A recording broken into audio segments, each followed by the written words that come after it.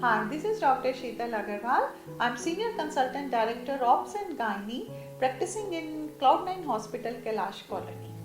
In my pregnancy series today I'm going to talk about effects of high blood pressure during pregnancy. Now, high blood pressure during pregnancy, also called PIH or pregnancy induced hypertension, can create havoc both with the pregnant woman and the mother.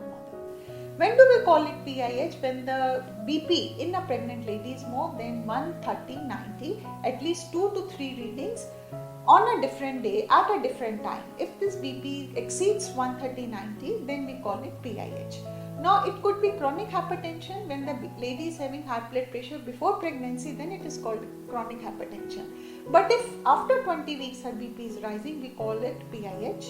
If along with high BP she is having pedal edema, there is proteinuria in the urine, we call it preeclampsia. And if she starts throwing fit, it is called eclampsia, which can be very life-threatening both for the mother and the fetus. Now, why this PIH is a problem in pregnancy? Because when the blood pressure is very high, it causes vasoconstriction, so the blood supply to the baby is hampered considerably, leading to intrauterine growth retardation. The baby doesn't get proper oxygen, doesn't get proper nutrient, the growth of the baby is hampered. At the same time, there can be a risk of placental abruption. Suddenly the placenta gets separated from the uterus, leading to bleeding and immediate delivery. There can be, in severe cases, there can be end organ failure, especially of the liver and the kidneys, which can again be life-threatening for the mother. We have to, many a times, if in cases of severe PIH, we have to prematurely terminate the pregnancy to save the life of the mother.